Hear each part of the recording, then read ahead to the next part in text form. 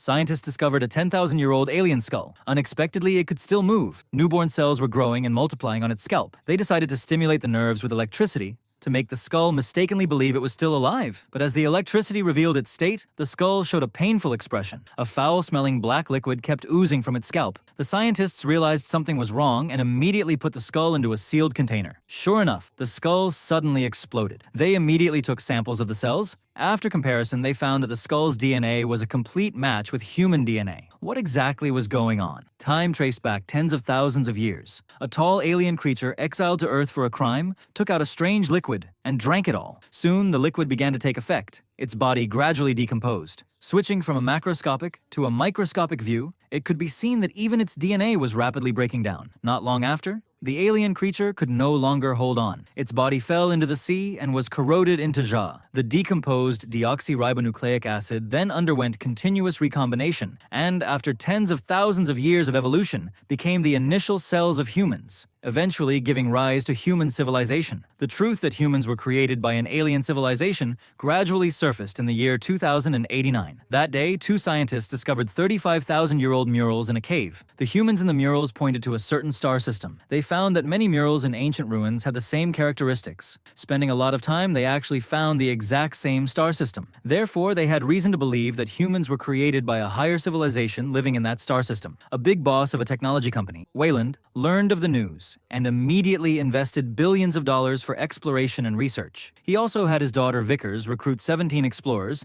including the two scientists. They boarded the Prometheus, a superluminal speed spacecraft developed by the company, and set off for the target star system. After traveling 327 trillion kilometers, which took a total of 2.5 years, they finally reached their destination. During this time, all 17 crew members were in hibernation. Everything inside the spacecraft was handled by the synthetic human David. Seeing that they were about to reach their destination, David woke the crew members one by one. After overcoming the side effects of hibernation, the captain manually operated the Prometheus to land on the target planet. Sure enough, they discovered ancient building complexes on the planet. These were clearly built by an intelligent civilization. After the spacecraft landed safely, they sent 6 crew members to explore the interior of the buildings. After entering the depths, they found a man-made oxygen self-generation system. The air here was fresher than Earth's air. Everyone took off their oxygen masks and continued to explore deeper. Soon, they discovered a headless corpse. It seemed that a higher civilization really existed. Its head should have been crushed by the stone door in front of it. At this time, David discovered the switch for the stone door. As the stone door slowly rose, the scene behind the door was completely revealed. Inside was a giant skull statue, and underneath it were many neatly arranged cylindrical stone crowns. A black organic substance was attached to them, which even David could not analyze. Just as everyone wanted to continue exploring,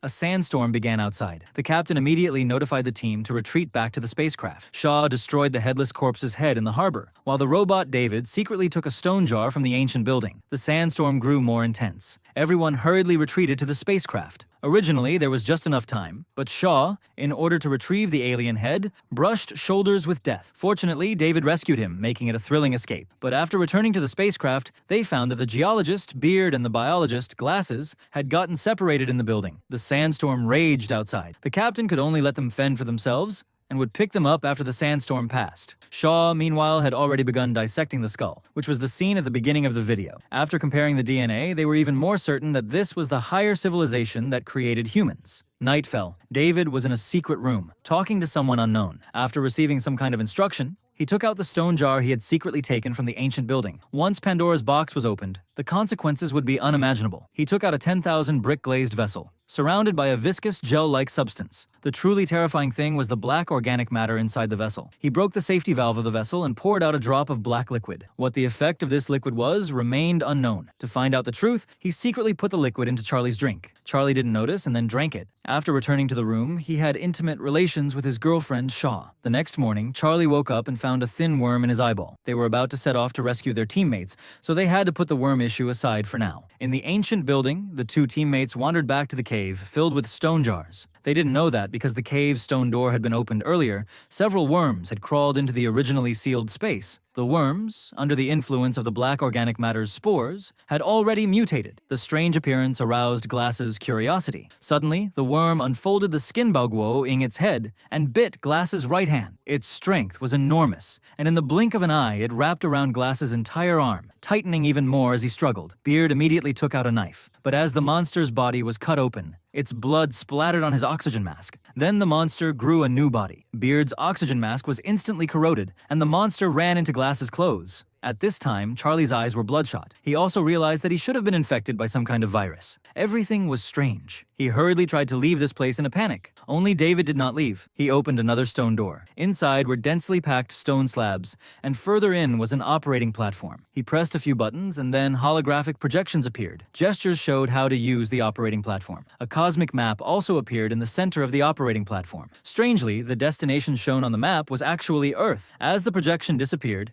David found an alien lying next to the hibernating Charlie. He listened intently and showed a strange smile after hearing a heartbeat. On the other side, the infected Charlie had already begun to mutate. Seeing that he had reached the spacecraft door, he was blocked outside by the arriving Vickers. Because no one knew if the virus was contagious, Charlie, who also knew this, was determined to die, so Vickers burned him alive with a flamethrower. Shaw watched everything in despair. When she woke up, David told her that she was pregnant. From the ultrasound, the fetus was already 3 months old. Shaw was shocked. She had clearly had a tubal ligation, and recently, only last night, had she been intimate with the mutated Charlie. They all had some guesses about what had happened. David hurriedly injected Shaw with a sedative, preparing to put her into a hibernation chamber and deal with the fetus after returning to Earth. However, just as they were about to carry her away, Shaw suddenly woke up, knocked out the teammate, and stood upside down. She wanted to see what kind of monster was in her belly. She lay down in the intelligent medical pod, preparing to forcibly perform a cesarean section to remove the monster from her abdomen. As the mechanical knife cut through her skin, the intense pain made her faint. Actively, she clamped the placenta from her abdomen. As the amniotic sac ruptured,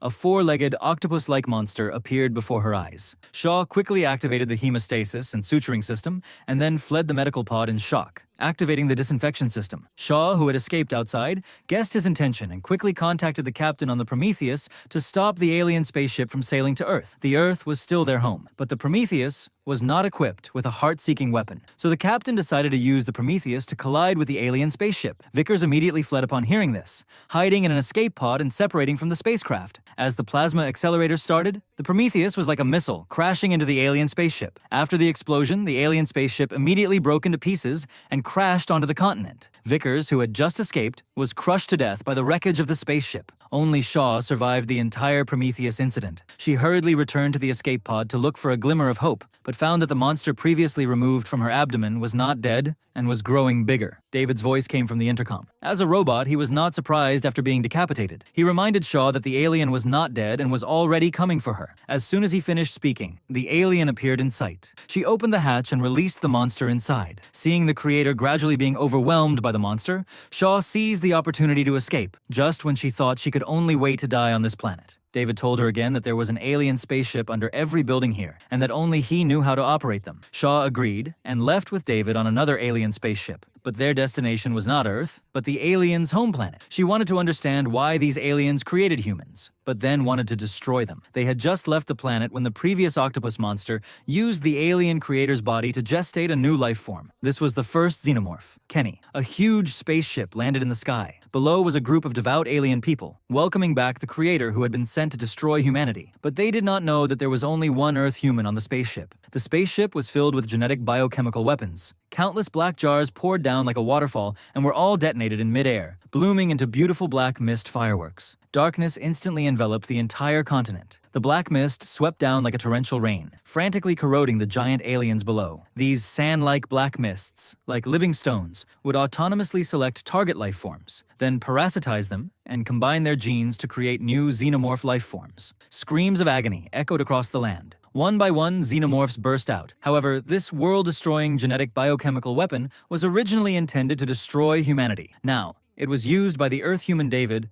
to destroy his own civilization. In the previous film, Prometheus, humanity's interstellar expedition team was completely wiped out. David and the sole survivor, Dr. Shaw, piloted an alien spaceship to continue exploring the mystery of human origins. Why was Dr. Shaw now gone? And why did David want to destroy the entire civilization of humanity's creators? This has to be explained starting from the 10th year after the Prometheus lost contact. Humanity sent another colony spaceship named Covenant on an interstellar journey. This spaceship carried 2,000 colonists and more than 1,100 human embryos. The spaceship was operated by a new generation synthetic human, Walter. Everyone else was in hibernation. The goal was for humanity to colonize a new planet. The Covenant had a huge solar charging device, As long as the charging rods were raised, they could absorb energy from nearby stars to charge the spaceship. But this time, a solar flare suddenly struck, and the central region produced a high-energy shockwave. This not only damaged the nanofiber sails that powered the ship's functions, but also caused structural damage to the ship due to the enormous impact. Walter, seeing the emergency, quickly woke several core crew members to brainstorm solutions, but the captain's hibernation pod malfunctioned, and he was burned alive. The vice captain took over as captain in this critical situation. The flare came and went quickly, but the charging system was damaged and had to be repaired as soon as possible. Fortunately, the situation was not too bad. The damage to the sails was not extensive. After welding the connecting parts, they could still be used normally. The spaceship's power supply returned to normal. But while the repair crew was returning to the ship, he suddenly received a strong electromagnetic wave signal. After returning to the ship, everyone immediately analyzed and processed it, discovering it was a song from Earth. Soon, artificial intelligence located the signal's position. The ecology of this planet was surprisingly similar to Earth's. The captain was overjoyed. Wasn't this the best choice for a colony planet? Moreover, why would human songs appear here? This also needed to be thoroughly investigated. 2 weeks later, the Covenant arrived above the mysterious planet. After locking onto the approximate location of the signal, and for safety reasons, they sent some crew members on a reconnaissance mission in a landing craft. But as soon as they entered the atmosphere, they encountered an electromagnetic storm. Fortunately, there were no casualties.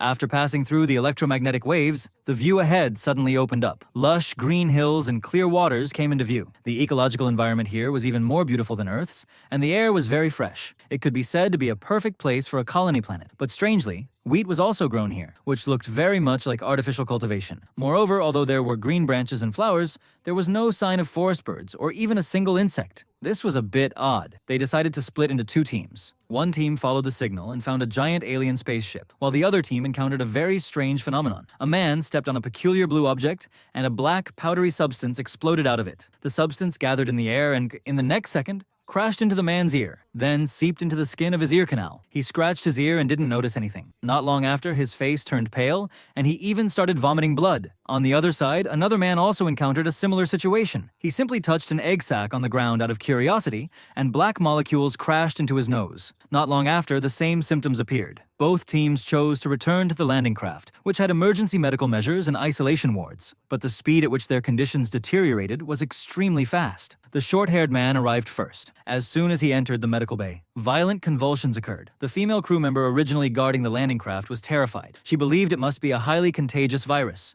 so she immediately ran to the control room to report the situation to the main ship. But at this moment, an electromagnetic storm was raging in the atmosphere. The main ship could neither hear her clearly nor dare to land on the planet rashly. Crossing the electromagnetic storm would be a huge risk. When the female crew member returned to the medical bay, she saw something about to burst out of the short-haired man's back. She immediately went to the front cabin to retrieve weapons. When she returned, she saw 2 teammates lying in a pool of blood, and a strange-looking alien creature had appeared. In a panic, the female crew member hit the landing craft's fuel tank. The inside of the craft was instantly engulfed in flames, but the alien monster escaped with its agile movements. The teammates who had just arrived didn't know what had happened and could only watch helplessly as their comrades were swallowed by the flames. Disaster had only begun. The infected bearded man also began to convulse. Similarly, an alien burst out of his body, but this alien seemed to realize it was outnumbered and instinctively decided to hide and develop for a while. The people present had never seen such a scene. Coupled with the fact that they couldn't contact the main ship due to the electromagnetic storm, a terrifying emotion surged into their hearts. Everyone was in a state of high alert. At this moment, one of the aliens suddenly attacked again. The synthetic human Walter reacted extremely quickly, saving a teammate at the cost of one of his arms. When they saw the alien, it was already half the size of a human, and its skin was abnormally sharp and rotten. They only managed to kill it after a serious struggle. Then another alien jumped out. At a critical moment, a strong light suddenly appeared. A flare illuminated the night sky. This alien was attracted by the light